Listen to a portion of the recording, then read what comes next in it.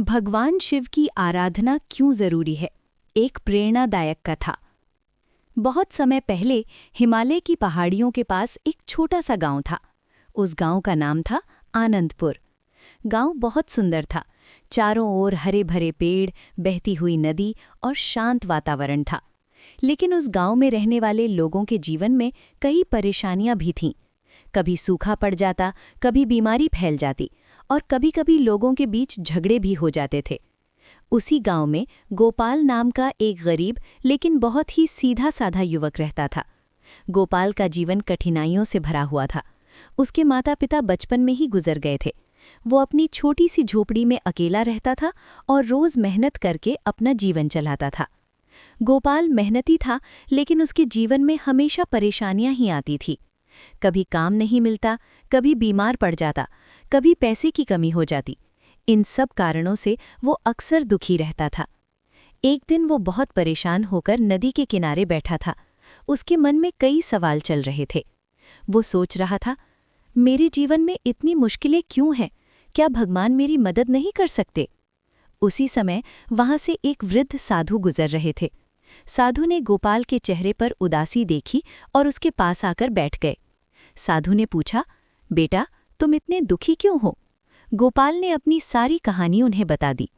साधु कुछ देर तक शांत रहे और फिर बोले, बेटा, जीवन में दुख और सुख दोनों आते हैं, लेकिन जो व्यक्ति भगवान शिव की आराधना करता है, उसके जीवन में धीरे धीरे शांति और संतुलन आ जाता है।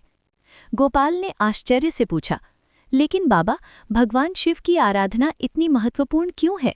साधु मुस्कुराए और बोले, मैं तुम्हें एक कहानी सुनाता हूँ। इस कहानी से तुम्हें समझ में आ जाएगा कि शिव की आराधना क्यों जरूरी है। समुद्र मंथन की कथा। बहुत समय पहले देवताओं और असुरों के बीच भयंकर युद्ध हुआ था। उस युद्ध में देवता कमजोर हो गए थे, उनकी शक्ति कम हो गई थी। तब देवता भगवान विष्णु के पास गए और उनसे मदद मांगी। भगवान विष्णु ने कहा, अगर तुम अमृत प्राप्त कर लो तो तुम्हारी शक्ति फिर से बढ़ जाएगी। लेकिन अमृत प्राप्त करने के लिए समुद्र मंथन करना आवश्यक था। देवताओं ने असुरों के साथ मिलकर समुद्र मंथन करने का निर्णय लिया। मंदराचल पर्वत को मंथन की मथानी बनाया गया और वासुकी नाग को रस्सी बनाया गया। जब समुद्र मंथन शुरू हुआ तो सबसे पहले समुद्र से एक भयानक विष निकला। उस विष का नाम था हलाहल। वो विष इतना खतरनाक था कि उसकी ज्वाला से पूरा संसार जलने लगा। देवता और असुर दोनों डर गए। अगर वो विष फैल जाता तो पूरा संसार नष्ट हो जाता। तब सभी देवता भगवान शिव के पास गए। उन्होंने भगवान शिव से प्रार्थना की, हे महादेव, कृपया हमारी रक्षा कीजिए। भगवान शिव बहुत दयालु हैं। वे अपने भक्तों और पूरे संसार की रक्षा के लिए हमेशा तैयार रहते हैं।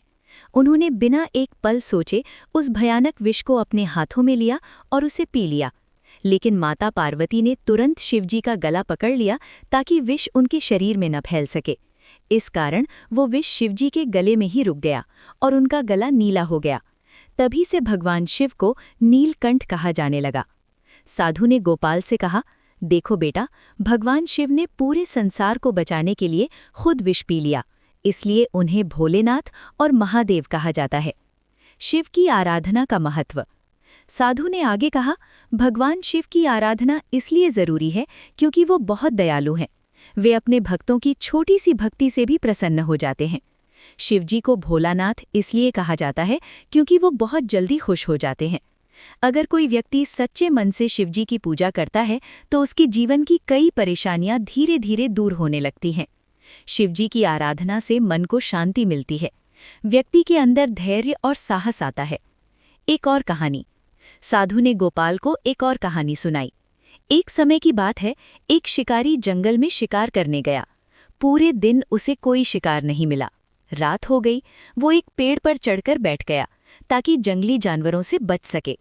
वो पेड़ बेल का पेड़ था और उसके नीचे शिवलिंग था। शिकारी को ये बात पता नहीं थी। रात भर जागते हुए वो पेड़ की पत्तियां नीचे गिराता रहा। वो पत्तियां सीधे शिवलिंग पर गिरती रहीं। इस तरह अनजाने में ही वो पूरी रात शिवजी की पूजा करता रहा। सुबह जब वो घर लौट रहा था तो उसके जीवन में कई अच्छे बदलाव आने लगे। साधु बोले, देखो बेटा, शिवजी इतने दयालु हैं कि अगर कोई अनजाने में भी उनकी पूजा कर ले तो वे भी उससे प्रसन्न हो जाते हैं। गोपाल का परिवर्तन। साधु की बातें सुनकर गोपाल के मन में एक नई आशा जाग गई। उसने निश्चय किया कि वो हर दिन भगवान शिव की पूजा करेगा। अगले दिन से वो सुबह जल्दी उठने लगा, नदी से जल लाता और पास के मंदिर में जाकर शिवलिंग पर जल चढ़ाता। वो पूरे मन से ओम नमः शिवाय का जाप करता। धीरे धीरे उसके जीवन में बदलाव आने लगा। उसका मन शांत रहने लगा। उसे काम भी मिलने लगा। गांव के लोग भी उसका सम्मान करने लगे। कुछ समय बाद गोपाल का जीवन पूरी तरह बदल गया। अब वो हमेशा खुश रहता था। एक दिन वो फिर उसी नदी के किनारे गया और भगवान शिव को धन्यवाद देने लगा। उसे समझ में आ गया था कि शिवजी की आराधना केवल इच्छाएं पूरी करने के लिए नहीं होती, बल्कि ये हमारे मन को शांत और मजबूत बनाती है। कहानी से शिक्षा।